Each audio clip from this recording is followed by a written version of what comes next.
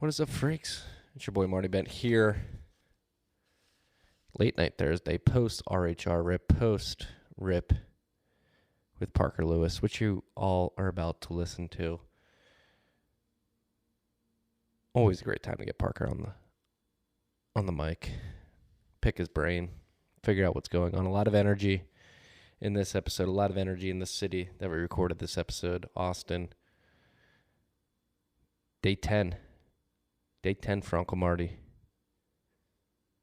Going well. Going pretty well. The mind share down here is pretty incredible, freaks. Parker and I talk about it as well as a bunch of other things. Last time Parker and I spoke was 13 months ago, before the official lockdowns, before the stimulus, before Kashkari on 60 Minutes, before all this madness. It was interesting to reminisce and then paint an optimistic future built around Bitcoin. I think you guys are going to enjoy it. This rip was brought to you by our good friends at the motherfucking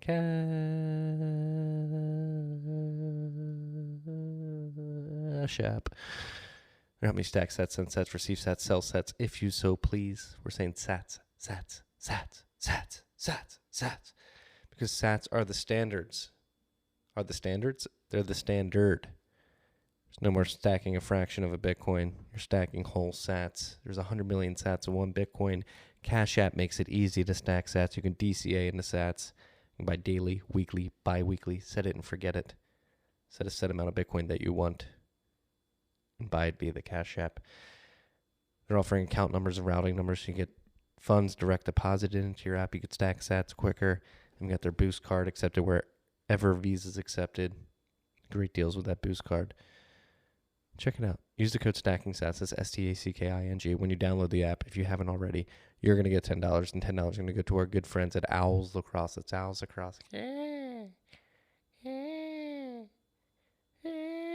Not that dirtbag owl, but Owls Lacrosse. This rip was also brought to you by our good friends at Hodl Hodl. Hodl Hodl is bringing great products to the market for Bitcoiners. They've got an exchange. Now they've got a lending program, a lending product, a lending platform that is available to all Bitcoiners, including you Bitcoiners in the United States that want to use Hodl Hodl's platform but haven't been able to yet.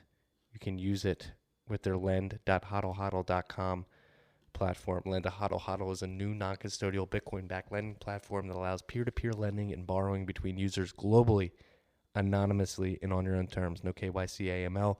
If you're short on funds, you don't need to sell your Bitcoins. Get some liquidity by borrowing, using your Bitcoin as a collateral.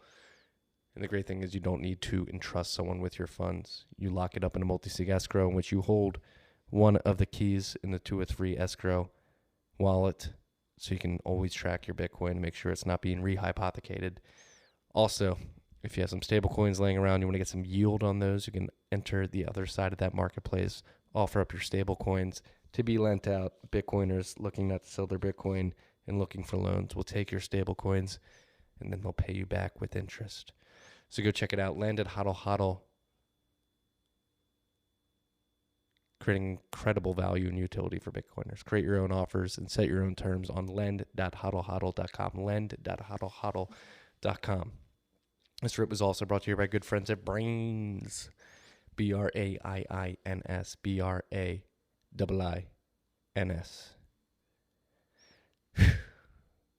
They're doing incredible things. They have been doing incredible things. They're the team behind Slush Pool, the first ever mining pool, started in 2013.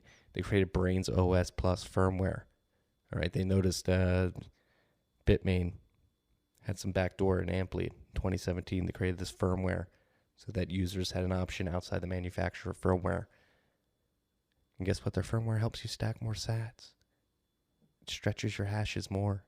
You get more sats for your hash with Brains OS. It's available on S9s, S17s, and T17s. They're working on WhatsMiner. They're also working on open source mining pool software known as Stratum V2. They're working with Macrollo and Square Crypto on that. They create incredible content for the mining industry. If you're looking to learn about mining, brains.com, BRAIINS.com. Go look at that content. They have mining profitability calculators, or a mining profitability calculator There's all around good people. Brains, BRAIINS.com. Go check out everything they're doing. They're doing incredible things. Incredible things. Incredible things. Except for Edward Evenson. He's doing weird things. He doesn't like cheese. It's yeah. How do you not like cheese? Live a little, Ed. Live a little, Ed. Last but not least, this rip was brought to you by our good friends at Compass Mining. Compass Mining is trying to make it as easy as possible for individuals to mine Bitcoin.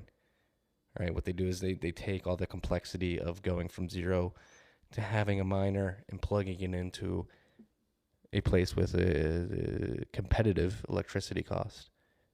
They obfuscate all that complexity and they take care of you. So you go to compassmining.io, compassmining.io.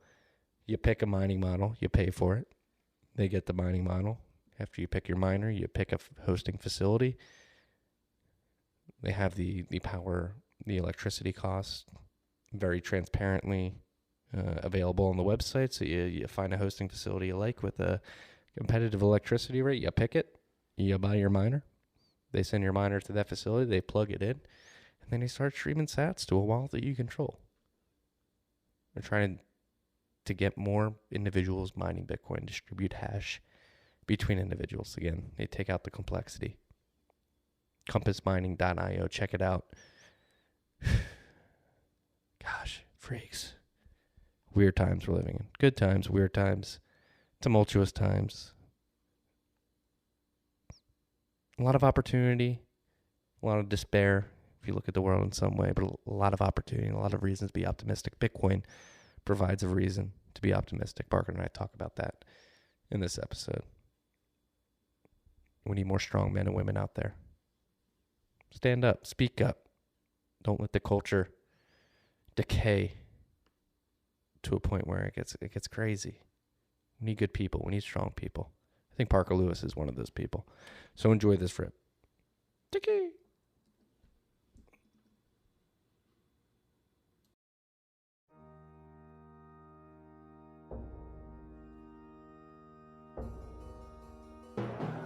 You've had a dynamic where money's become freer than free. If you talk about a Fed just gone nuts, all the central banks going nuts. So it's all acting like safe haven. I believe that in a world where central bankers are tripping over themselves to devalue their currency, Bitcoin wins. In the world of fiat currencies, Bitcoin is the victor. I mean, that's part of the bull case for Bitcoin. If you're not paying attention, you probably should be. Parker Lewis, everybody. It's been 13 months since we've recorded. We've spoken since the last time we recorded. Coming to you live from Unchained Capital Studios. Great studio, great vibe here. It is what is today? The 22nd, day 10 of my Austin trip. What a city, what a vibe here. What a Bitcoin mindshare you have in the city of Austin, Texas. A growing mindshare. Can we talk about last week a little bit? Your impressions about BitDevs, just the overall scene here? Yeah, you knew it was good BitDevs. You had probably like a 90-10% male to female ratio. It was steamy because you had so many people in one place. That feels like a higher percentage than like we're growing. The 10% is on the rise. Yeah. Run very well by Justin, Ben, and Ryan at the front of the room. Topics, very good topics to talk about. Very good back and forth Socratic seminar with the crowd. Yeah, great vibe. Obviously, barbecue after, meeting Bitcoiners in person, eating good meats, drinking good beer, some Shiner. How many Run the Numbers shirts were given out? I mean, there was at least 200 people here, so I would garner to say 150. I think that's a nice estimate. Yeah. My brother picked one up. I dragged my brother to the meetup, trying to push him. We're recruiting him too. Yeah, he might be down here before I am. Yeah. We're coming for all the Bitcoiners. He sold. I don't even think people knew Marty had a brother. No, and I don't think people knew he looked like exactly like me, too. I might have done interviews with him before. It scared people. Got the whole fam. My sister, actually, she's flying out right now. She was here for a few days as well. So it was a good time. Brought the wife and the son with me, obviously, as well, checking it out. We went to the park on Sunday. We did. We went to the park. Sorry, my son was acting up a little bit. A little... little bit of a meltdown as his 14-month-old babies will. But yeah, went on a good hike with Will, his wife, Ryan Gentry, and Alex Leishman last Saturday, checking out the places. Met up with somebody at Loro for happy hour a couple days ago. Great spot. Good meats there. I mean, very walkable city. I've been getting my 10,000 steps in very easily. Very walkable city. It's very outdoors. Very outdoors. Trying to see. I'm still trying to convince Leishman to bring River to Austin. I'm not. I don't feel like I'm close, but we get you here. You get your brother. More people get off the boat every day. We got a lot of momentum. I think we can get River. And the government just talked about a 40% cap gains tax. So sure, we'll get into that. But running businesses out in California is looking worse by the day. 43%. So Alex, your cap gains is going to be like 54% all in if this goes through. And we know where Bitcoin's going, so let's make those decisions now. I hear the shitcoins are taking over though. Shitcoiners. Alex, join us. Yeah, my wife and I were already in contact with a realtor. We're going to rent. I'm not sure we're going to buy as soon as we come down here. Stack harder. Exactly. There's a dip today. 51. My auto buy hits in a couple hours too. I think I used to tell myself I was going to buy a house when a house cost 6 Bitcoin. But now I'm thinking that like when it's Bitcoin house parity seems more realistic in like the next couple of years. Oh, I've always had in my mind like I'll buy a house when it's 0.6 Bitcoin. Really? 60 million sats. This is the pricing system. Yes. The pricing system is the most important thing. And the people that own real estate are going to have a real hard time with Bitcoin. Yeah. Well, that's the thing. That's with Austin particularly. I had a couple of these conversations the last few days, like with the mind share that's coming here, and not only in the Bitcoin world, in the tech space as well. Is this housing market going to outperform others? But like you go to Philadelphia, suburbs of northern New Jersey, Connecticut, it's insane. The Hamptons, everything's going. Like I had a cousin buy a house, went like $100,000 over asking a couple of weeks ago in the Philadelphia area. It's like, what the fuck is going on out there? Fire sale on dollars is what's happening. Let's jump into it. Is there inflation? Is the CPI indicative of price rises throughout our economy right now? Or is it overstating, understating? I think not a far leap to say that CPI always understates inflation for structural issues. I think that there's a reality that for every dollar that the Fed prints, it will show up in inflation. So if the Fed has increased, nearly doubled the base money supply in the last year, that every single one of those dollars will find its way through to inflation.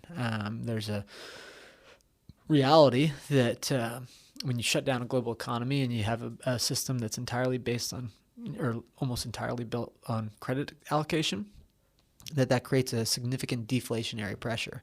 But at a fundamental level, that inflation is there. It's just boiling under the surface. It's showing up in many places. It's showing up in asset prices. It's showing up in commodity prices. It's there. People are having to react to it because their wages aren't keeping up. And that their wages is effectively, wages and credit expansion is really what dictates the inputs to CPI calculations. So it's all bullshit. But if you start paying attention to things you buy in your everyday life, and I think that Saylor does a great job talking about inflation, that inflation is relative to things that you consume. And if the things that you consume are going up and you're having to substitute to lower quality items, whether it's food, housing, anything that it is in your daily lives, you might not, that might not be how they measure CPI, but that's affecting you. Your quality of life is actually going down. Yes. I wrote about it in the Ben today. Commodities prices going crazy. Lumber up over 200%. Gasoline up like 160%. Heating oil up 104%. Wheat, soybeans, not that you should be eating these things, but a lot of people do, up. I just look at ribeyes, okay? Again, not just because a lot of Bitcoiners eat meat, but a ribeye is a ribeye is a ribeye. Now, that's true and not true. Like I secretly believe that my local grocery store here is both increasing prices and lowering the quality. So you have shrinkflation and a substitution of quality goods. Correct. Plus, at least there's a process by which a ribeye gets made. A cow has a calf, and then they raise the calf, and that's proof of work. So I think that it is a great benchmark for inflation. And when you see that happening, it's just, look, there's a reality when the Fed prints money. The way that it transmits through the economy starts with real estate and then because it basically starts with everything that's heavily dependent on credit allocation and then feeds its way through. And one producer gets a price increase from somebody in their supply chain, and then it just trickles down to the economy. It doesn't all happen at once. And that's why printing of money, or actually even money destruction, is incredibly destructive to the economic functions within an economy, because prices basically get all thrown out of whack, not ratably, unpredictably, and ultimately supply chains break down. Yeah. So many factors here. At one point, I want to jump into the subject of Joe Weisenthal telling you don't know how money's created. And I told him that he was out of his depth. I saw that. I like that tweet. I think I retweeted his tweet, and I told him I actually have failed at this. I'll start it back this Sunday. But I told him that I was gonna each week I was gonna run the numbers on Sunday morning, and I was gonna comment out how many dollars were created each week and how many Bitcoin. So I did it that one day, but I'm gonna start doing it every week just to make a point. You got to set a cell phone reminder for that one. But yeah, so there's many factors here. You had the shutdown of the economy, which borks the supply chains. So when we last talked, it was yourself, Kyle Bass, myself, right after the Bitcoin. It was like March 13th, I imagine, right? It was like right after Bitcoin crashed, the markets were crashing. It was March 12th. Yeah. It was that day. It was basically... Oh, the Bitcoin crashed later that night. Yeah. Bitcoin crashed in the morning. Then during the day, it kind of stabilized. And then we recorded our podcast and it started leaking lower again. And the Dow was down like 10% that day. The Fed came out with some emergency measures around noon or 1 o'clock, somewhere around there, where it was like 1.5 trillion in emergency repo funding, some other measures that they took as well. And initially the market bounced back, but then the market started to leak off late in the day. And then Bitcoin had that kind of 6K to 4K crash that evening. So that was a historic day. Historic day. And up to that point, our conversations on this podcast particularly focused on the Fed and the monetary side. What's happened in the last 13 months, we've seen the fiscal side step in, obviously with the stimulus programs, literally airdropping, creating dollars out of thin air and airdropping it into people's bank accounts. We've had the lockdowns. I don't think we were fully locked down or even beginning to think about lockdowns when we last recorded. And so I've been saying this for a year. And actually, today's newsletter, which was a retrospective on the newsletter I wrote April 7th of last year, which is like, hey, it was right when the lockdowns were starting and the Fed was announcing that they were going to expand the operations and the facilities through which they could buy assets. And the government was actually Trump administration talking about stimulus checks. So you had the combination of locking down the economy, so borking these supply chains, sending everybody home from work, airdropping money into their bank accounts, and then having them go into the economy and compete for goods that are becoming scarcer and scarcer because they're not being replenished because people can't go to work. And so it's very similar to what happened in the Weimar Republic, where they had to pay reparations to the French and other victors in World War I, and the French came, occupied the Weimar Republic. The Weimar Republic politicians said, hey, factory workers, stay home from work. We'll print money and airdrop it in your bank accounts. Or back in the day, you had to literally give them physical cash, but not the exact same situation, but very similar. And on April 7th last year, I said, hey, I hope I'm wrong, but it seems like this is going to cause pretty high inflation. And I think seeing where commodities prices are right now, real estate prices are, stock market, I think that was a right prediction. What do you think?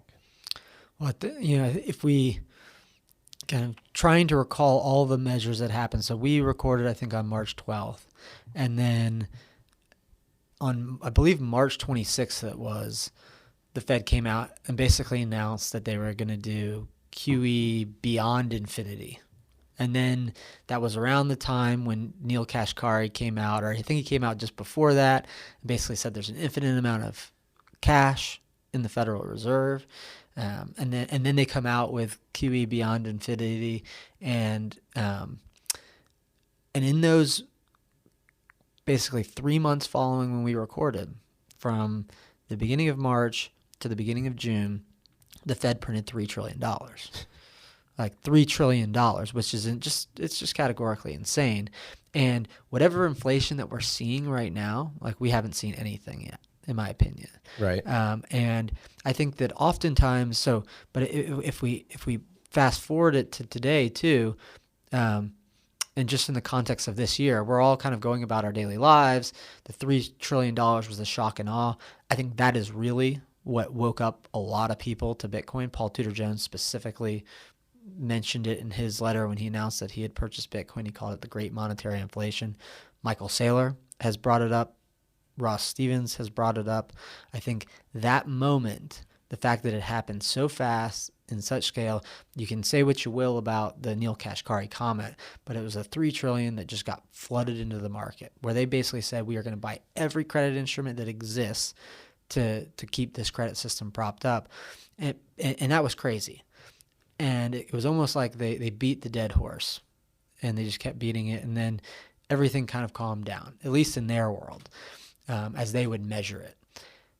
But if we just come to today, this year, from the beginning of January to today, the Fed has printed $410 billion, which is about $110 billion a month, which is an insane amount of money in its own right. 50% of the monetary base in 2008. Before they started. That is, yes, and that is more cash than existed in the banking system in 2008. Of all the banks, because some of the monetary base exists outside of the banks, all the banks had $350 billion of cash in 2008.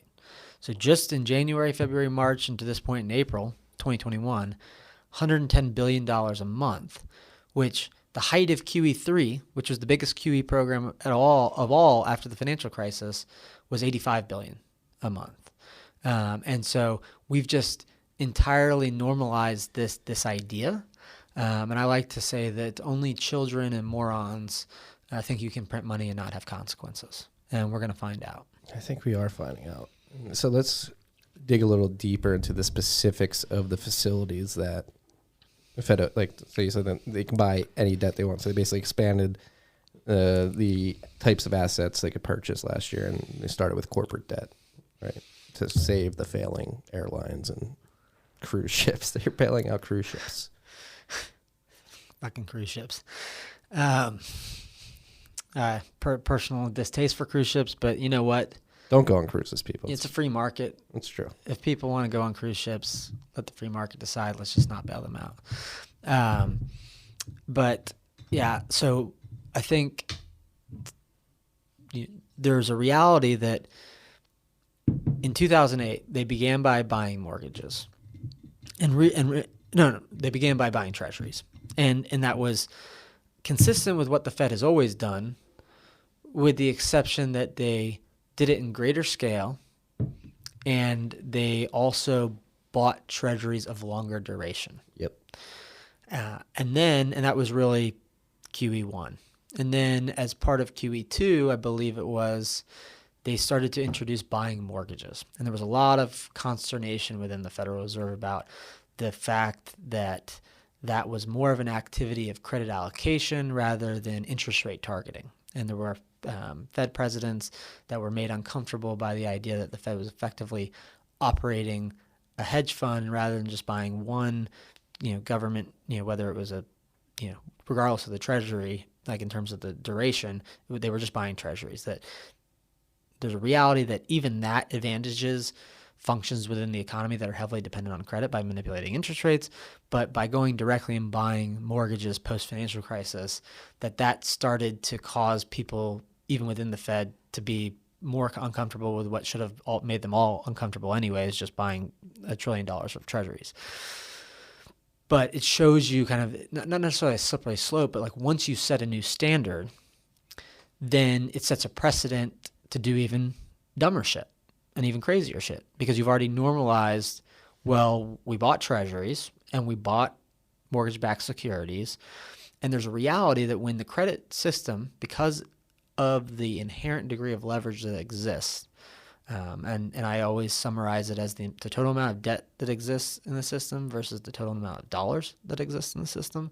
And so if pre-financial crisis, it was 53 trillion of debt and only $350 billion in the banking system. That's not all dollars, but it's really, I really think about it as liabilities in the banking system versus dollars that can fund those liabilities as a good metric to describe the health and leverage of the banking system itself. That today it's about 85 trillion and about 7 trillion. So in certain ways you could look at it and say they've delevered the financial system because they've put more dollars in.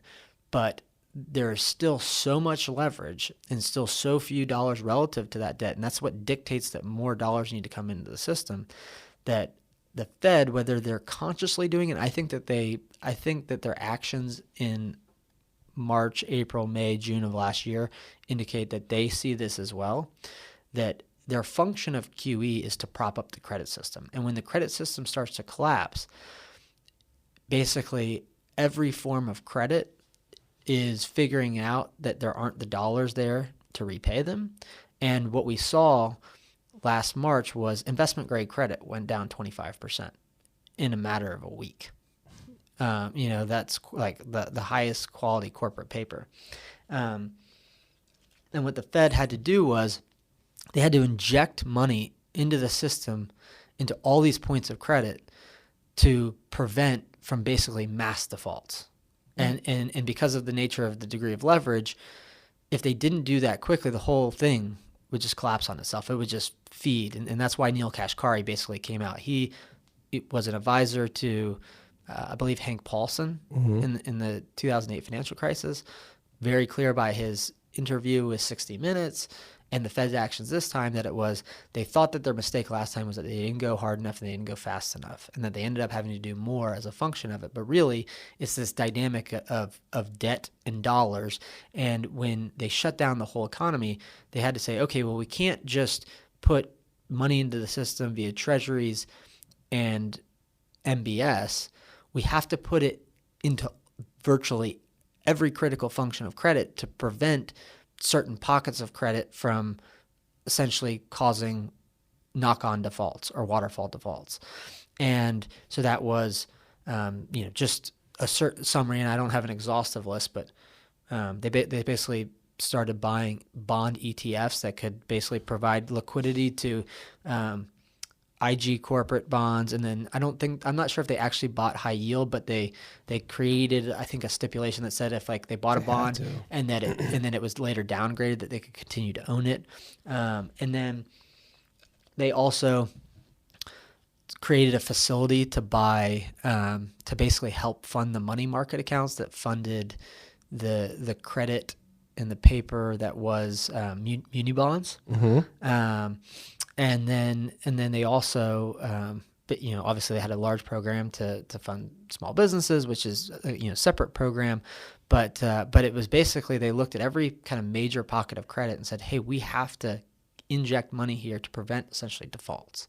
And that basically the whole freaking boat was bursting at the seams, and it wasn't. You couldn't just put it into one segment or sector of the economy, because everything. If you just stop a $20 trillion economy for working for 30 to 60 days with as much leverage as it is, the plumbing gets mucked up real quickly, and in a real bad way. Yeah, it's crazy. Like hearing you describe that and like reliving that particular time of last year, I've become numb to it. Like I forget, like you forget, like the extent to which the Fed basically blew open their mandate and expanded their ability to push newly created dollars into new parts of the market that were taboo to even approach in conversation prior to this time last year.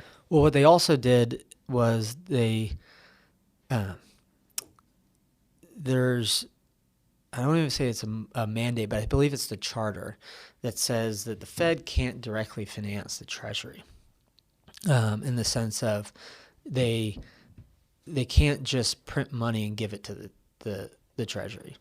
And There's got to be like a Treasury bond creation between. yeah, there has to be some credit instrument. Yeah. And so a lot of people looked at it, and there were certain of these programs where it was like the Treasury was going to take an equity position to, I think it was 10%, and then the Fed was basically going to lend into these programs to 90%. And it's not even irony, but what's the right term? It's that the Treasury, to raise the 10%, had to go into the market to raise debt. So people would be like, oh, it was like 9-to-1 leverage. It's like, what are you talking about? It's 100% leverage. Right. 100%. Like Robbing Peter to pay Paul. It's like, the Fed was giving money to like JP Morgan buying treasuries so that JP Morgan had more cash, so that JP Morgan could give cash to the Treasury. Yeah. And then that money that JP Morgan could give to the Treasury became essentially the equity piece that the Treasury was putting in, that then the Fed was lending 90% on. So it's just a whole house of cards. And people looked at that and they said, hey, doesn't that look like that's inconsistent with the Fed's charter? But they just structured it with a technicality to basically get around it, such that the Fed could directly fund the Treasury. It was like, technically they didn't, but practically speaking they did. And in many ways, it's similar to what they did back in 2008, where, one of the things I think we've talked about in the past, but it's like, when we think about all of the bailouts that the big banks got back in the day, or that AIG got from the federal government, it's like, where did the federal government get the money to lend to the banks? It only got there because the Fed put it into the banking system in the first place. Like, that was the fund flow. The banks were all insolvent, but the banks were the ones who have to buy the paper from the federal government to then lend into the banks. And it didn't exist without QE. And so it's all a racket. And I think that I wrote about this in Ender's Game, but that when, an honest review of history, I think we'll look back, and luckily for us, history will be written by the winners, that this last 10 to 15 year period of time, that anybody thought that this would end in anything but disaster will be looked back on as clowns. I mean, it's hard. So that's the thing, like, why they have to perpetuate this. Is it a reputation game for them? Like, is that why you think, like, Jerome Powell, like Kashkari last year, like the bug man eyes he had on that 60 Minutes interview got money printer go burr, became a meme last year. It seems like the public at large, at least a good chunk of the public psyche of Dave Portnoy holding up $1, calling it Shroot Bucks, is starting to call bullshit, right? They're saying, like, you're printing way too much money. You got the fiscal side coming out, dropping money into people's bank accounts. Everybody's now waiting for that stimmy today. Stimmies and tendies. The fact that we're talking about stimmies and tendies, right, tells you that, like, people, one, I mean, it's funny, it's a meme, but two, that not necessarily all of those people, but people are seeing that this insanity is going on, and then you have the sane people like Paul Tudor Jones or Stanley Druckenmiller or Michael Saylor or Ross Stevens, and it's not just them, because I talk to a lot of people that run private businesses. They see it and they feel it themselves. They understand what it takes to create actual value in the world and to run businesses, and they are taking measures to protect their interests and their businesses and their employees, because they know, I think before it was one of those boiling frogs, and now it was, you just threw a frog into a boiling pot of water. Yeah. I mean, so my parents are in a coffee shop in our hometown, and my dad this year has just been forwarding me emails from their suppliers like, hey, we're raising prices 5%, we're raising prices 6%, we're raising prices 7%. Most recent email he sent me 2 days ago, like, hey, we're raising prices on May 1st. Not even a percentage. Like, they don't even want to say what it is. Like, that inflation is leaking to small businesses. And last time I was in the coffee shop a few months ago, like, all the employees were asking me, like, all right, how do I set up my Blue Wallet? How do I move this from the exchange? And like, I know they're thinking as a small business about allocating to Bitcoin. Just anecdotally. And obviously, they're a bit biased because they're close to me and I talk to them about Bitcoin a lot. But like, I guess the point I'm trying to, like, what do the death service of this debt situation, this credit situation look like? I mean, again, today you had Biden come out, 43% capital gains. Why are we paying tax if we're running $3 trillion deficits? Exactly. Why do you have to pay? Like, I mean, that's another question that came to the fore last year. It's like, why are we paying taxes? They can just print money and give me $1,400 a month. Like, why are we giving stimmies? You know, and I think that it's just happening on such a scale now and it's impacting so many people, and that it's impossible to ignore that if we were the conspiracy theorists and, you know, in the small number of people that recognize that this was a problem, now very mainstream normal people, you know, can no longer ignore it. And I think that if I step back from the dynamic of debt and dollars, and there's just a reality that the U.S. financial system, the U.S. economy, it shouldn't be this way, but because the money supply has centralized, it's caused the banking system to become the bleeding heart of the economy, that everything runs through the banking system, and that the function of credit allocation is the primary way by which resources are allocated and the economy is run. In a normal economy, and we can talk about this in a bit, I don't want to change subjects just yet. In a Bitcoin economy, the banking sector is going to have to compete for capital alongside each other segment of the market, and we're going to disintermediate banking such that the sectors of the real economy can interact more directly with each other, and that essentially the pricing function within the economy won't be able to be distorted, and that will result in a much more stable economic structure. But if I key in on that for a moment with the credit system and the dynamic that exists there that dictates that trillions of dollars of new reserves need to be pumped into the system in order to maintain that system, because that system either collapses once they print too many dollars and people don't value them anymore, or if they don't do that and the credit system falls apart, then the supply chains fall apart and goods don't show up and the dollars become worthless. So it's damned if you do, damned if you don't. It's the Fed's in between a rock and a hard place.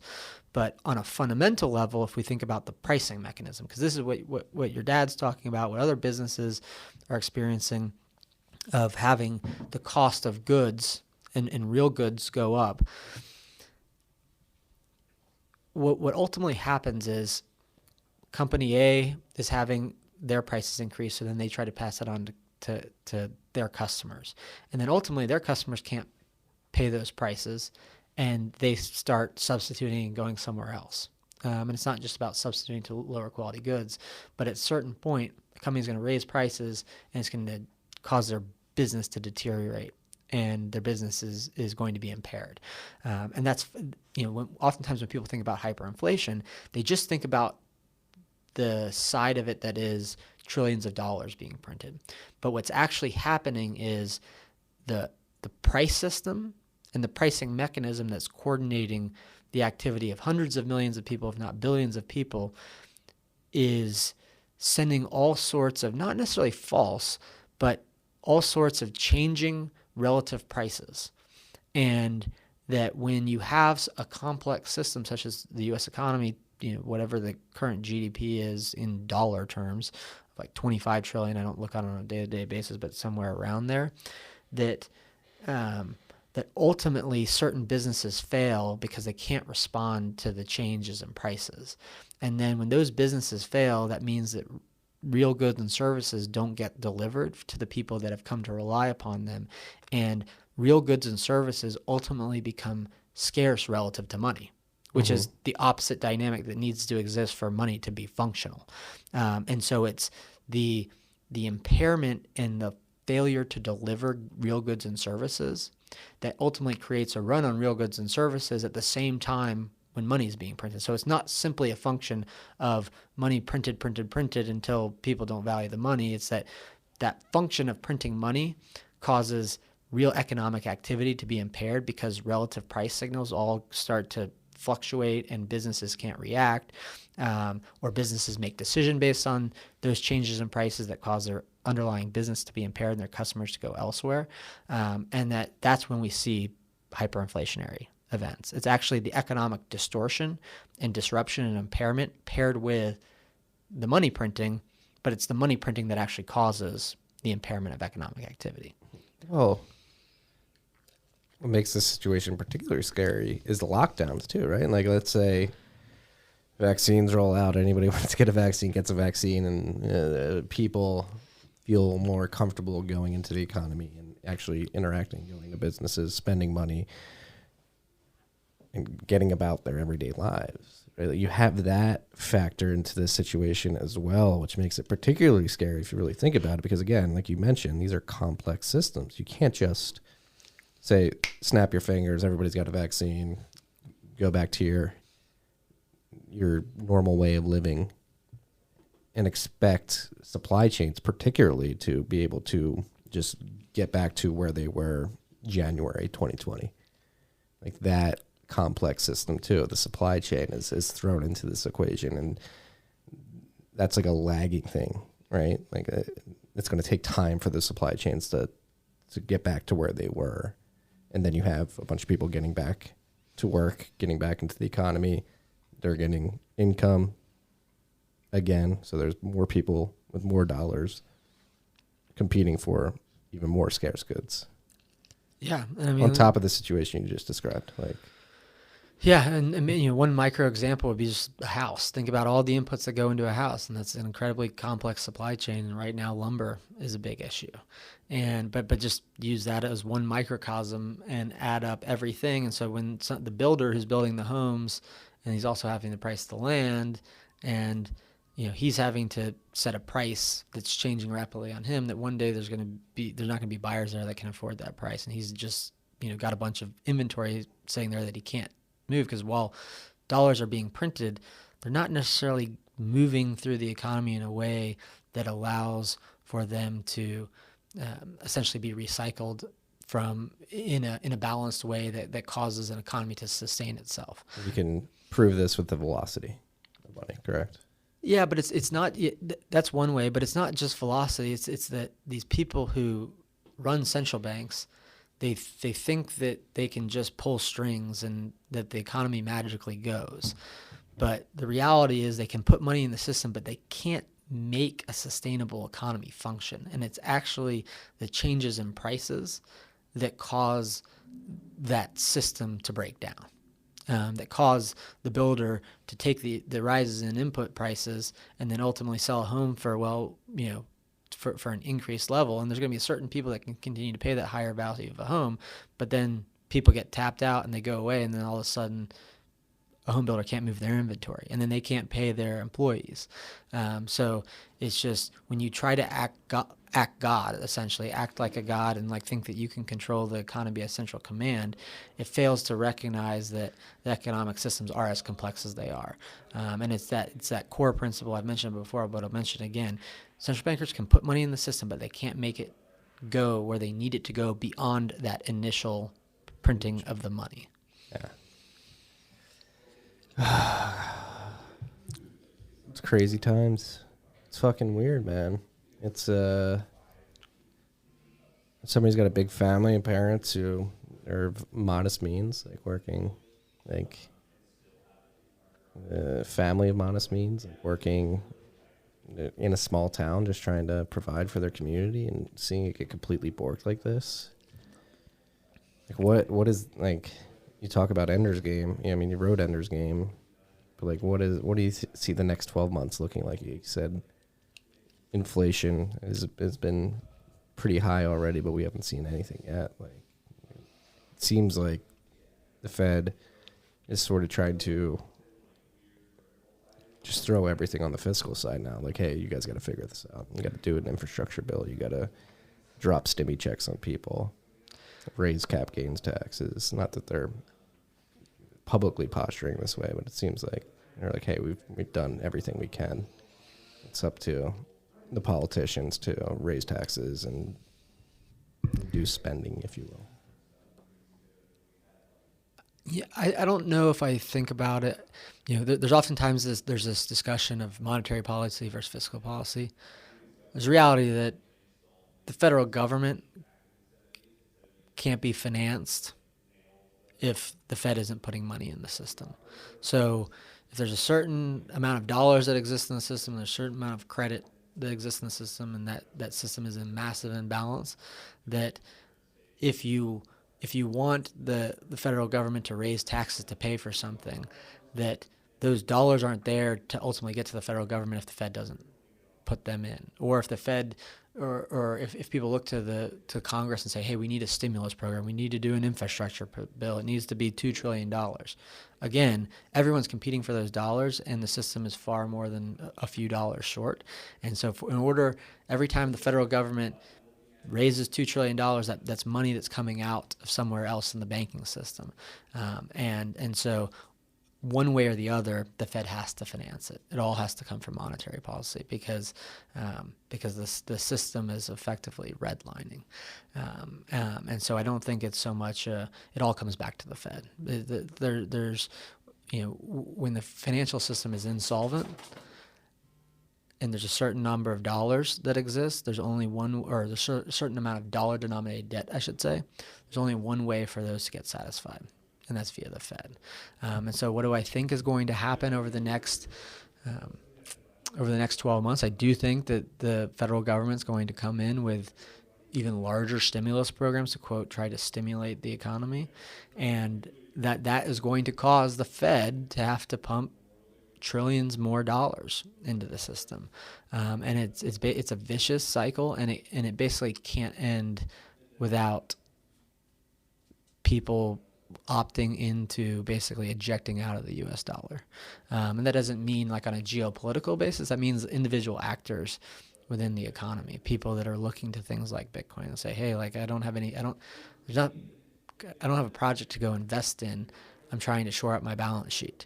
I've got a debt problem here, and I've got a customer problem. So I think that we are going, and the principle is for every dollar that the Fed puts in, it's going to find its way through to inflation. And so if the Fed prints trillions of more dollars or digitally creates them and puts them in the banking system, that is only going to impair economic activity. It's going to give the appearance of normalization for fits and starts, but it's all causing a large buildup of imbalance. It's a good time to be bullish on Bitcoin, it seems. It says, like, to the name of your blog series on Unchained's website, gradually then suddenly. Like, are we reaching the suddenly part of the dollar's ability to maintain purchasing power over short periods of time? I mean, people don't like the word hyperinflation. It's like taboo. Over last year, you say it, you tweet it. It'll never happen here. Reserve currency of the world will never happen. It's going to happen to many other currencies before the dollar. It can't happen to me is not a strategy, nor is it logic. I think we've had this conversation on a number of occasions. And there was a particular slide from my presentation that I did at BitBlock Boom that it's this core idea that the marginal cost of any, or the value of any good will trend towards its marginal cost to produce. The marginal cost to produce $1 is zero. The marginal cost to produce $3 trillion is zero. The marginal cost to produce $6 trillion is zero. And that people figure out, and the vast majority of them figure it out via changes in price signals, that their dollars purchase less. And a year ago, or even I'd say when I was writing Ender's Game, that I would have said that it's likely the next it's not this financial crisis, it's likely the next financial crisis where the system breaks. I think as a function of trying to play God and shut down the global economy for a highly levered global economy for several months, I'm less convinced today that this isn't potentially the last cycle. Now, that doesn't mean that it plays out over 12 months, but that it feels like it's just continuing to snowball. That the insane people continue to get more insane, and the sane people continue to come to Texas or Florida. I mean, it's hard to argue with you. I mean, I'm sitting up in the Northeast in Jersey. People are going insane. Like, literally, like, there's no logical consistency. There's no critical thinking. There's no thinking for themselves for a lot of people, not all people, for most people in this particular part of the country. And like, we've had this conversation many times in the last couple months. I think you should tell the story of like retreating to Texas and then attacking, going back and attacking north. Like this is the heartfelt conversations we have outside of the podcast and like personal conversations. Like, I want to stay in Philadelphia. I would love to stay where I was born and raised and live with my whole family, but I just honestly don't think I can with what's going on in the economy up there, what's going on socially up there. Like, I'm worried that as a father now, like, is that in the best interest of my son at this particular juncture? Or should I come down here where freedom seems to be reigning supreme and more sane heads seem to be meeting down here and game plan, come down here, chill out in Austin for a few years, and then figure out a plan to get back into the Northeast and save the Northeast a few years from now when the dust begins to settle? Well, I think about first on the economics standpoint. I think about this in a number of different ways, but as people are reacting and being very rational and leaving places that are threatening people's either economic opportunity or civil liberties, in combination of both, practically speaking, that people are leaving places like New York and California, they're coming to places like Texas and Florida, other places as well. But there is a migration that people react to incentives, and that has an economic impact. That is, there are local economies in those places that are having literal energy sucked out of them, and they're coming here to create value here and to create value in Florida. And that's not without consequences for the places that people are leaving. And it's causing economic disruption in those local economies as well. And when you have highly taxed cities or states and their tax base is leaving and their economic output is leaving, look at the Teslas of the world, or the Oracles, many other large Fortune 500 businesses moving headquarters. If Tesla's bringing thousands of jobs here, those thousands of jobs are going to create tens of thousands of jobs to support this economy. And that comes at a cost of New York and California. It creates a vicious feedback loop because you have already an overtaxed, insane group of people that are destroying civil liberties, and it's just going to feed on itself. And so that's the economic perspective. One of the story that you're alluding to, which, because I also think about it as it relates to Bitcoin, that when people are opting out of one monetary system and opting into the other, that's basically sucking energy out of one and putting it into another. And one's decaying and one's being built up. And for every person that converts a dollar out of the dollar system into Bitcoin, there aren't actually more Bitcoin in dollars that exist at that point of sale, but the Bitcoin monetary network gains energy as more people store value in it, and it actually becomes a greater utility, and then there's more mind share to build it up.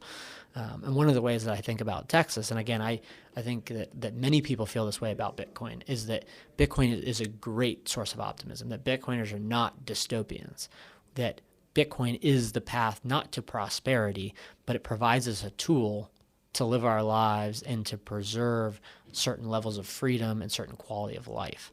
And so I kind of joke about it, but I'm actively recruiting Bitcoiners to Austin. And in certain ways it's selfish, because I think about Bitcoiners coming here to Austin or to Texas, And I think about their physical Bitcoin coming here as well. And that the place that has the most Bitcoin is going to be the most prosperous. And so the story that you mentioned is it's a piece of history from the Texas history books.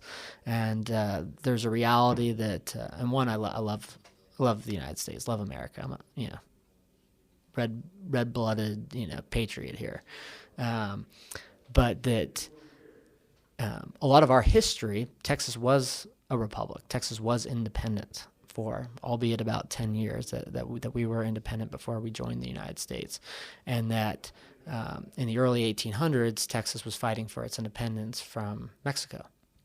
And most people generally know the story about the Alamo, and the Texans lost the battle at the Alamo, and the Alamo became a rally cry. And the Texas military or army wasn't a well-formed military.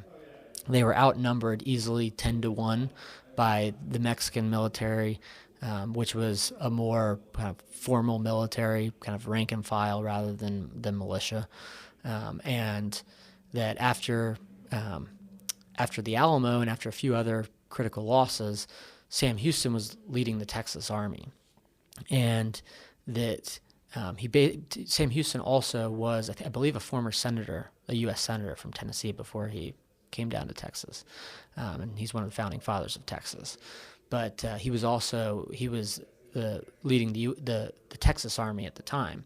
And it wasn't a well-organized army, but he was basically retreating, or at least that's how it was perceived. But he was really just falling back to allow his troops to heal, and it was part of a strategy. And there was a lot of consternation amongst the troops as they were falling back and in their minds retreating, but it was really a strategy. And they kept falling back, and the Mexican army was on their heels. And then I think it was before dawn, basically it was a sneak attack, and it was at San Jacinto, the Battle of San Jacinto. And they attack in the early morning under the fog, and they win the battle, kill, it was like, I don't know the exact numbers, but order of magnitude, they kill like 1,000 men and lose fewer than 10, something crazy like that. And they won the war. They captured Santa Ana, and that was it. Like the battle, the war was over. And so it was really one of those, the dawn or the night is darkest just before the dawn, where most of the men that weren't in a well-organized military didn't understand the strategy, but Sam Houston knew that was the only way that they were going to win. And I think about that with in some way it's joking, but it's like, all right, let's all fall back to Texas. Bring your Bitcoin to Texas. We've got the best economy here. We've got oil and gas resources aplenty. We've got our own energy grid. We've got a very diverse economy, and we've also got people that love freedom, and that it's move down from Philadelphia, join the ranks. We'll go back out and we'll save the masses, but we've got to get all the like-minded Bitcoiners here to come up with a plan to restore, and not in a physical violence way, but in a way to say, hey, we need to, like, the things that are happening around us do not make a lot of sense, and we need sane people to prevail, and the only way that those things happen is if people fix problems. Agreed. It pains me so much to have to admit that I have to escape the Philadelphia area and come down here to preserve liberty from escape the place where the Declaration of Independence, the Constitution, was signed, first or second capital of the United States. I forget if it was New York City or Philly, but I mean, I could say I tried to convince you to come down to Texas like a year and a half ago. I know. I saw the writing on the wall. I gave you time, but I gave up for a period of time. But now with all this stuff happening, there's a window of opportunity now, and it's really it's a function of responding to economic incentives and to incentives that are derived from civil liberties and respect for them, and that there's a benefit to being around people that have and think similar ways about that. Yeah. No, sorry it took me so long, but I'm starting to see it. I just look at you as not only are you a friend, and I want to, go get steaks and have you come to our meetups and then recruit other Bitcoiners to just keep the virtuous cycle going, you're also a bellwether. You're a good, Northeastern, Matt Odell, you're going to be a New Yorker soon. We're going to get you to come as well. But yeah, it's if we get you, then it's going to send a signal to a lot of Bitcoiners out there that it's fun being in Austin. It's fun being in Texas. It's not, again, it's more of an optimistic view of the world, and that it's fun. Just if we think about Bitcoin singularly, obviously Bitcoin's a big idea and it's a big phenomenon, but that when we have the type of energy that was here last Thursday night for bit devs, right? That's fun. When what we're building here at Unchained, it creates energy, and we want more people around to contribute to those ideas. I was telling Matt on Rapid Recap today, like, it reminds me a lot of what New York was a few years ago with bit devs and stuff. And that I thirst for that type of vibe that you guys had going here last Thursday. And it makes me better as somebody who's writing about and talking about Bitcoin. Like, you need to go to that stuff to actually be able to speak articulately and accurately about the subject matter that I'm covering. And so, like, I as a Bitcoiner who's professionally in the space with this content and then Great American Mining, probably more so, I think I have to be down here, like, literally, unless I want to fall back in my career. And there's just there's a very natural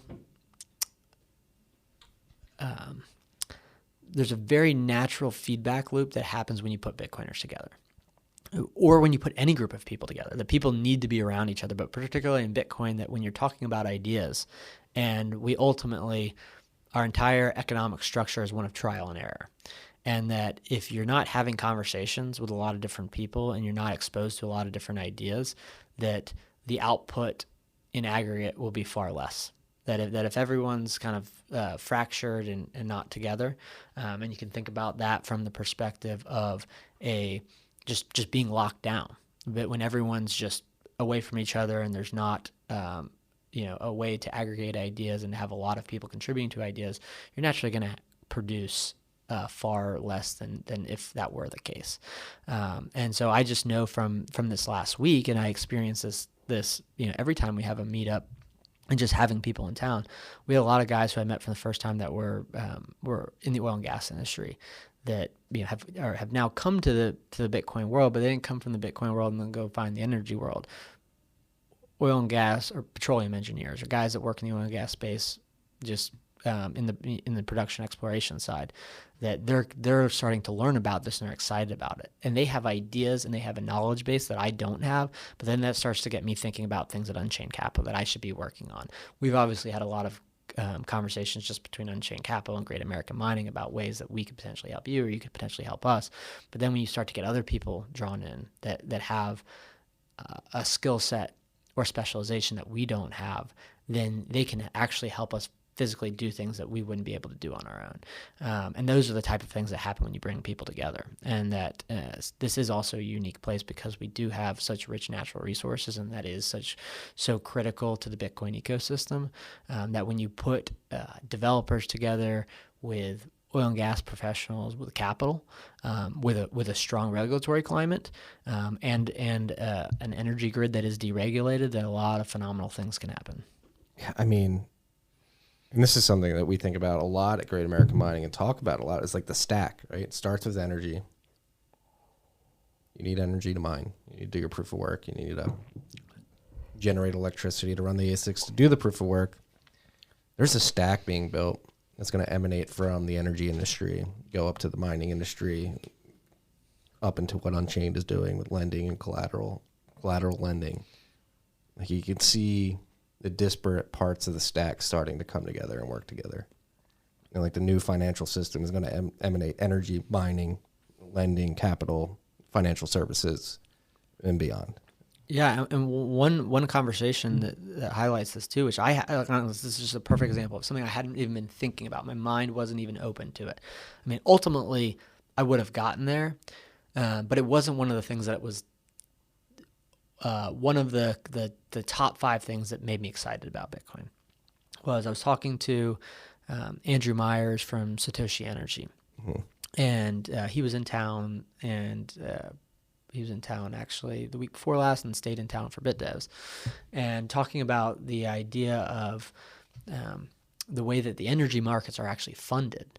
And so if we're thinking about mining and potentially miners becoming vertically integrated with energy producers and just the intersection of Bitcoin and energy as it's just a perfect combination, there's also this idea of paying for energy.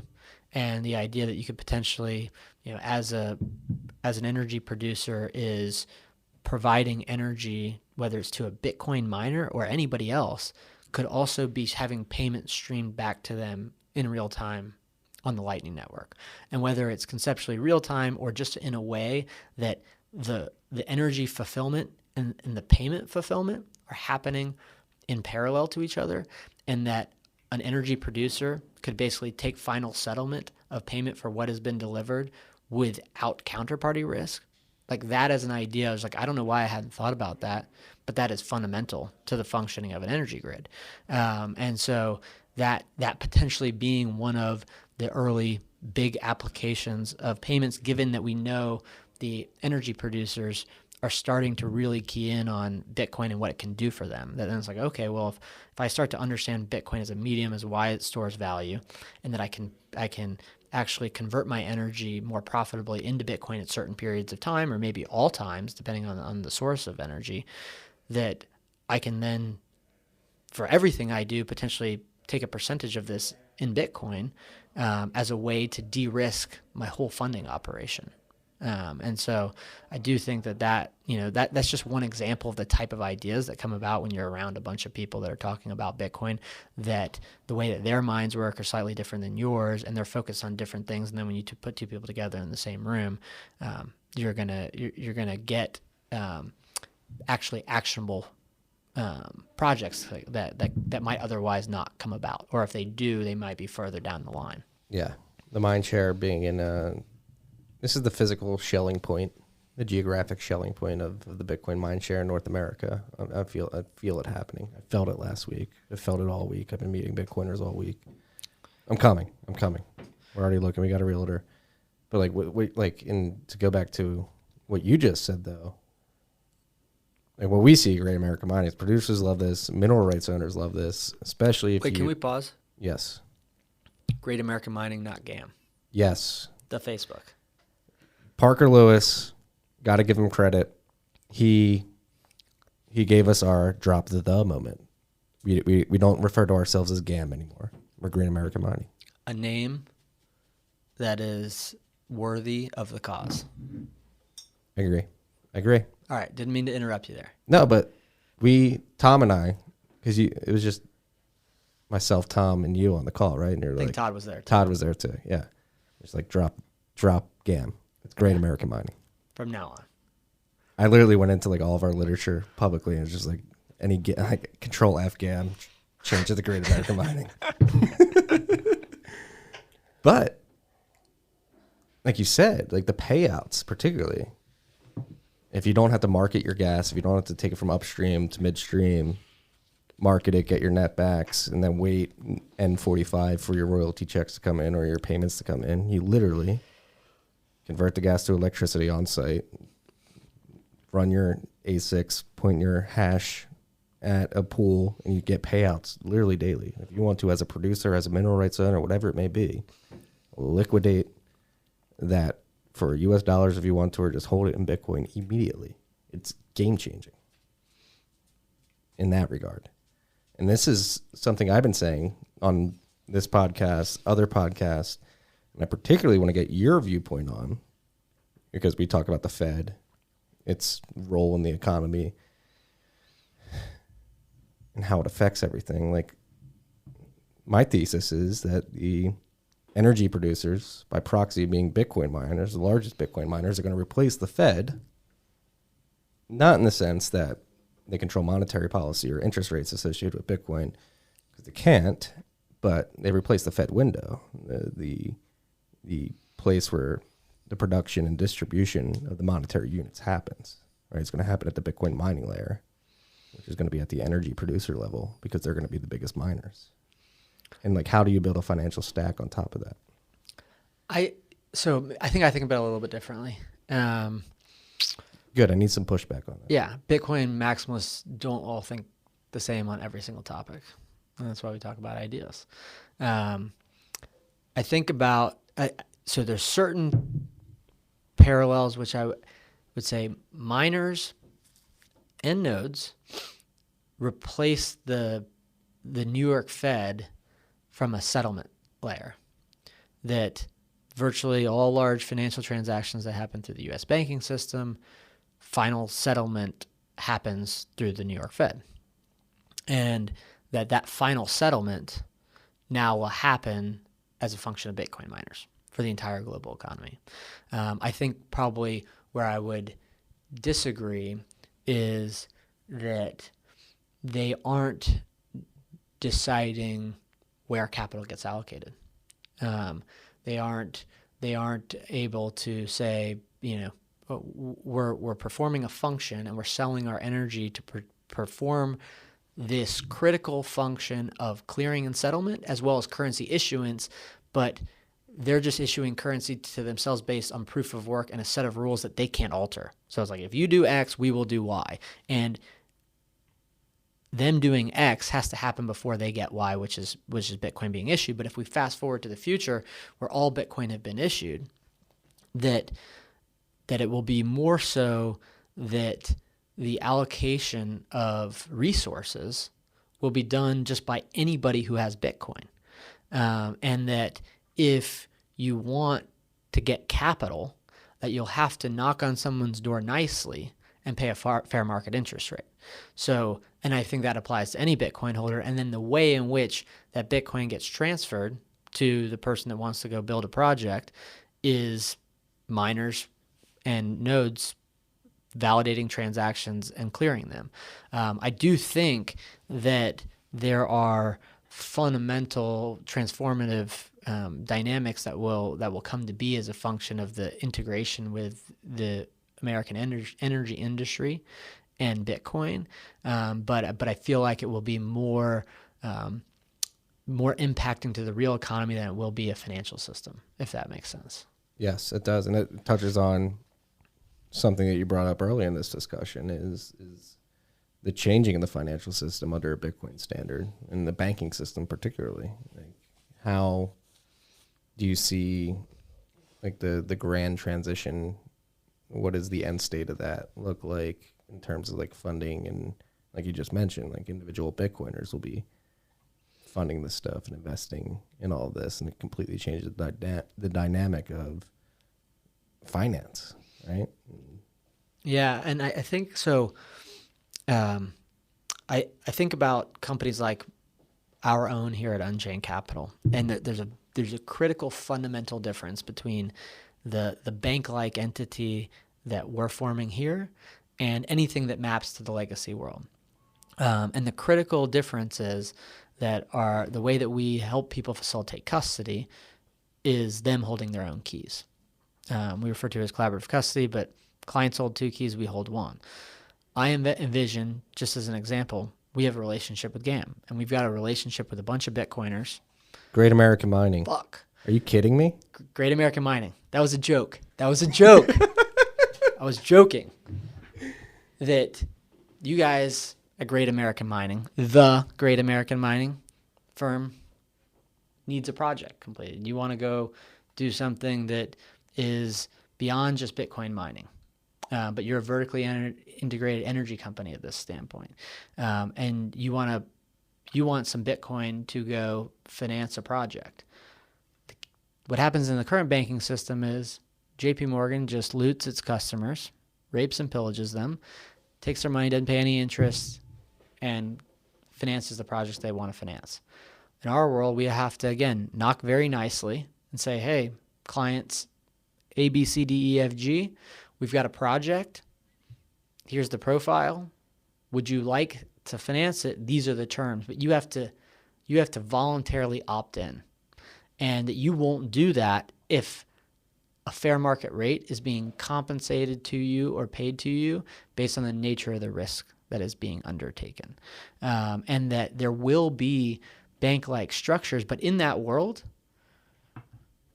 there's the great American minings of the world and all the people in great American mining's supply chain. And you don't have to come through Unchained to access all those people in your supply chain. You can go direct. And so that's why I think about it as, if I was to visualize the U.S. financial system, the banking system sits at the center because of the centralized source of money. And everybody, every other segment of the market has to come into the banking system and then go back out to communicate with each other. And the banking system also has, practically speaking, all the monetary capital captive to itself. And it possesses and controls a lot of power as a function of that. In a Bitcoin world, say Unchained Capital exists and we're operating like a bank-like structure, but we're not holding deposits on behalf of clients, but we are helping to allocate capital, and we are performing a capital allocation function similar to as the banks operate today, with that key exception of having to ask for permission and for fair market rates being compensated, that Unchained Capital itself will have to be competing on the same footing as Great American Mining for capital. So we'd be sitting alongside Great American Mining and all the people that sit in your supply chain or other segments of the market, whether it's healthcare, water and waste management, anything that it's all those sectors of the economy are capitalized. They can interact directly with each other. And if they need projects financed, they may come to the banking sector. But rather than the banking sector being at the center, it's sitting alongside. Yeah. And it doesn't have all of the economy's monetary capital captive. It has its own monetary capital, but it has to compete. And if projects go south, Unchained fails.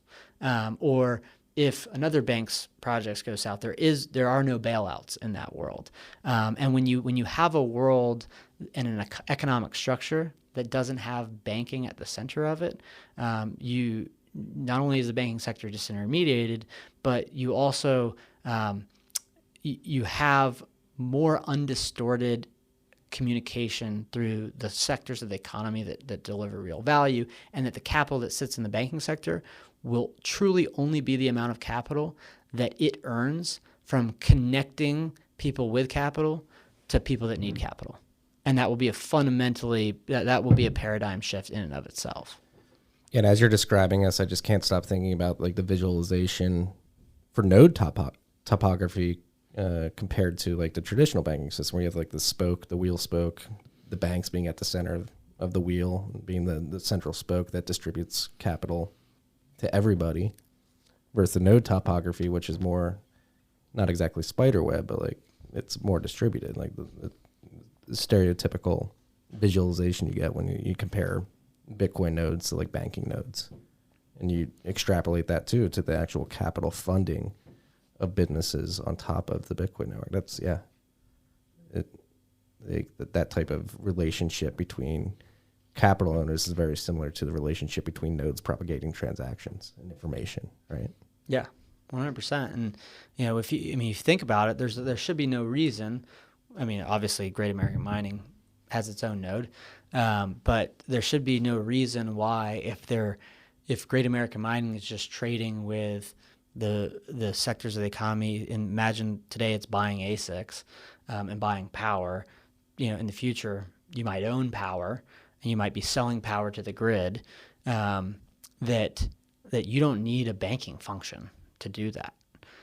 You don't need to live in a world where I'm going to put all of my deposits for you to rate me with and lend out and not pay me market returns, just to communicate with other sectors of the economy. That because we have this permissionless network and disintermediated network, that all of those functions that are just trade, which is really what money helps to facilitate, can happen on a direct basis. And there will be still financial services, and there will still be financial intermediation, and there will still be value delivered. But again, it will be the things that the banking sector, to be more precise, the capital that the banking sector accumulates will have to actually be for value delivered, not just seniorage. Yeah. Very modularized, granular, compartmentalized risk, if you will. Compartmentalized risk, and then if there are payments infrastructure that are helping to deliver value, it doesn't come with hand over all of your rights at the door. Essentially, it is, I will pay you a fee for a service to do this, and you'll pay me for a service to deliver your power. Yeah. It's happening. It's happening.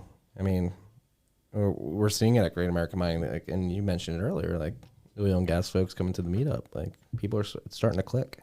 I'm telling you, I got giddy seeing a petroleum engineer get giddy telling me the story about how one of his friends called him up one day and explained Bitcoin mining to him. And the way he describes the story to me is like, look, I'm a petroleum engineer. I know all the economics as it relates to oil and gas supply chains.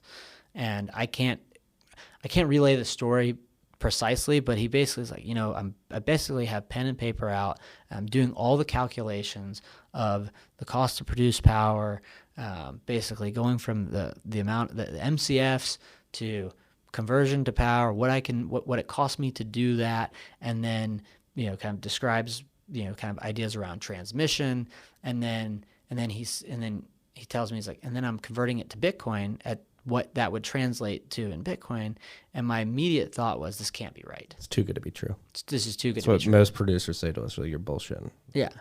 And so he reruns the numbers. Run the numbers. He reruns the numbers, and he's just staring at it, and he just gets giddy. He's like, this is the greatest thing in the world.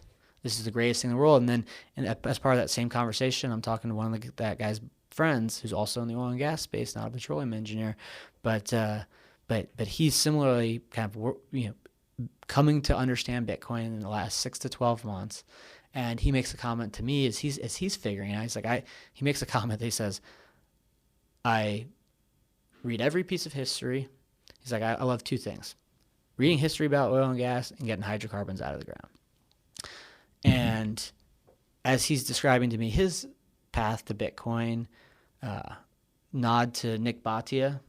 This guy he Layered Money hooked him. Boss. That his comment was, as he's figuring it out, he's like, I have this, it just hits me like a steamroller that I'm like, holy shit, there is no such thing as stranded gas anymore. Yeah. And truthfully, we've had conversations about this, so I know enough to be dangerous, but not enough to understand the true economics at play, and I understand it in concepts. But when you have people that aren't like you and I, that have just been down the Bitcoin rabbit hole, that have been drinking our own Kool-Aid, obviously we do check our biases, but to see it in people that are coming at this directly from the oil and gas sector, that's where I'm like, okay, like I knew this conceptually and had an appreciation for it, but seeing people that's trade it actually is, looking at it from a different perspective, looking at it from the opposite perspective, and seeing more than I could possibly imagine, those are the things that get me excited. Yeah. It feels like we're at that tipping point, right? And then like to parlay this into the transition, like it's never going to be a smooth transition to Bitcoin from the fucking clusterfuck that is the traditional monetary system, but it's giving me hope that enough people are figuring it out that it's the smoothest economic transition that could ever take place. Why do you say that? I look at Venezuela as an example. Imagine Venezuela existed and its currency failed and there weren't other functioning currencies around it to either get humanitarian aid or for people in Venezuela to opt out into the US dollar or any other local currency that might make its way through the Venezuelan black market. That as devastating as the economic deterioration is that's hit Venezuela or hit Lebanon, or soon to be Argentina and Turkey, that imagine each of those places if the US dollar wasn't functioning currently as it is, or the euro or the yen. that these dominant currencies that still, albeit in their impaired state, are facilitating global trade, because that is the fundamental function of money, coordinating human activity and coordinating economic trade and exchange. Imagine if this is how bad Venezuela is with functioning currencies all around it. Imagine that state if a functioning currency didn't exist. And so that's where I think about Bitcoin. I think, that it's the idea that you can't think about Bitcoin in a vacuum. You can't think about the US dollar in a vacuum. The dollar has structural problems, as does every fiat currency, because of the chicanery that is central banking over the past 50 years. And that all exists, and that bed has been made independent of Bitcoin. And so I think about it as like your systemic issues are there, and whether Bitcoin existed or not, they exist, and we'd all have to suffer the consequences. But if we all had to suffer the consequences of that excess and impairment and disruption to come from it, and Bitcoin didn't exist, then we wouldn't have basically a backup switch to reboot the economy. The whole world would turn into something that's worse than Venezuela.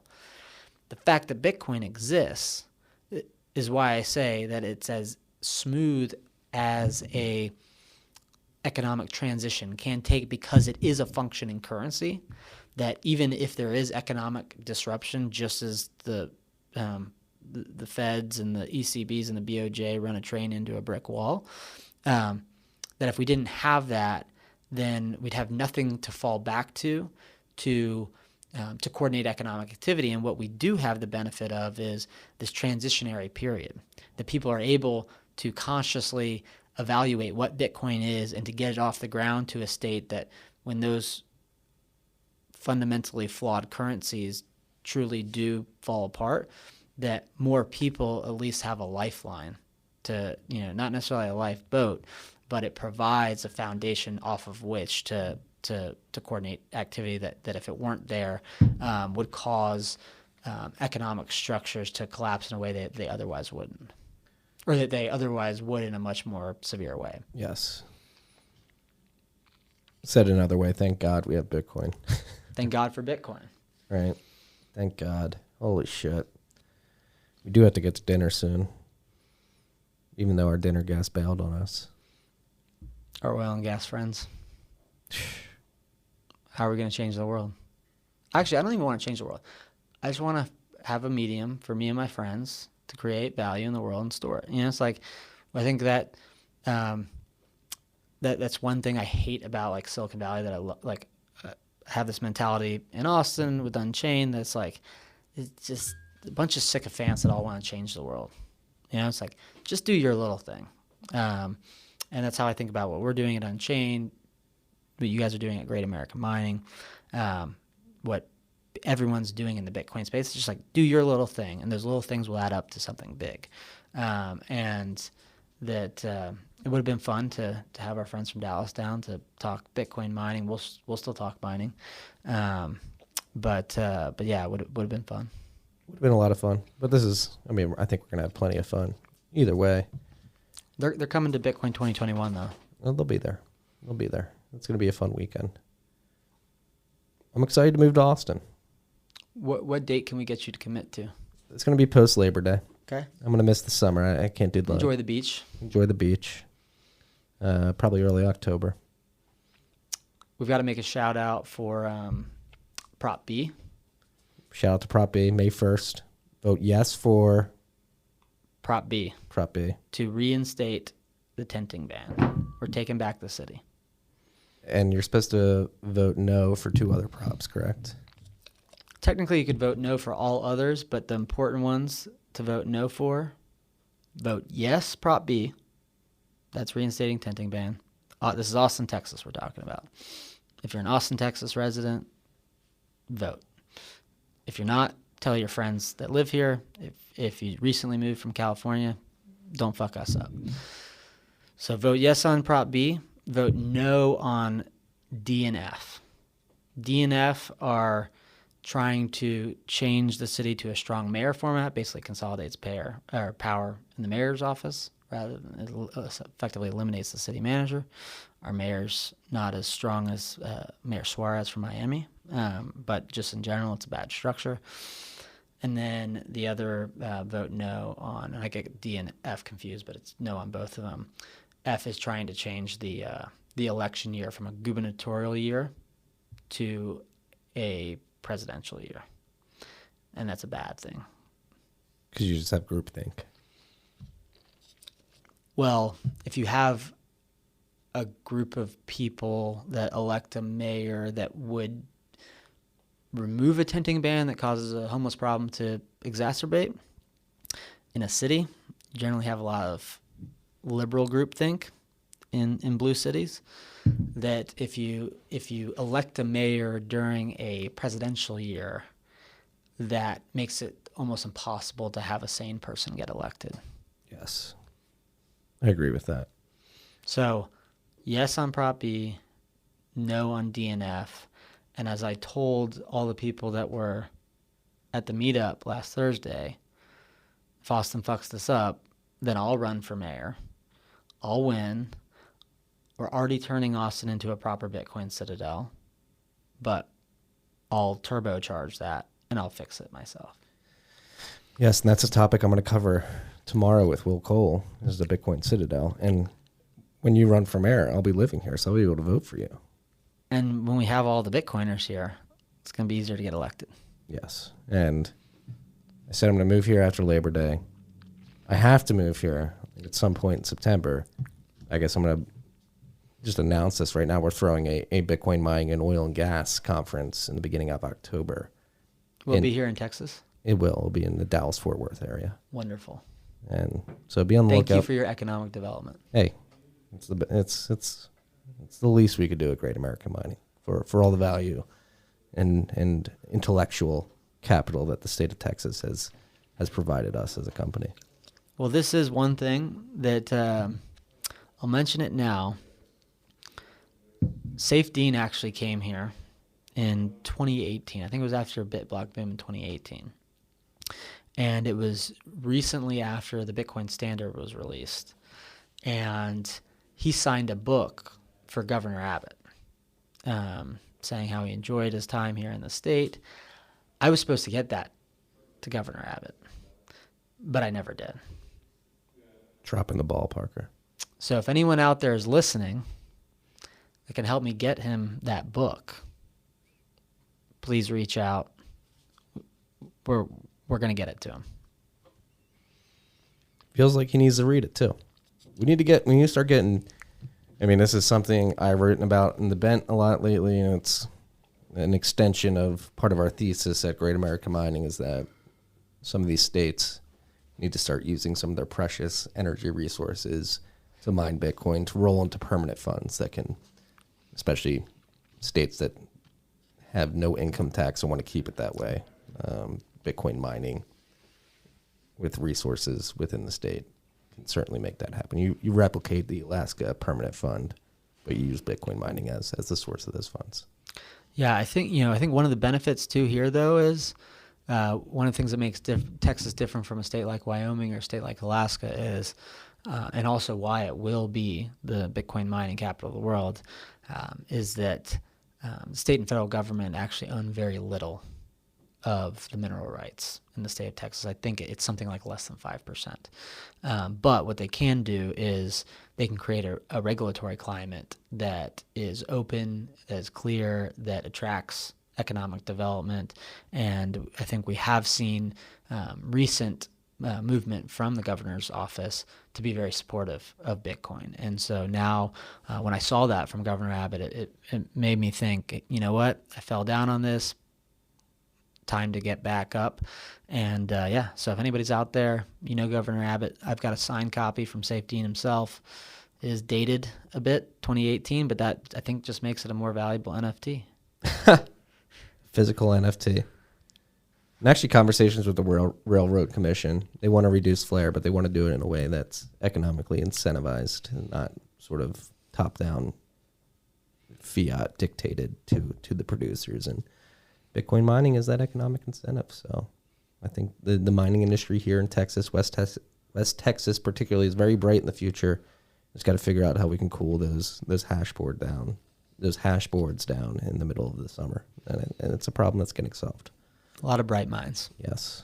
Well, Parker, it's always a pleasure. Let's go eat some steak. Let's eat steak.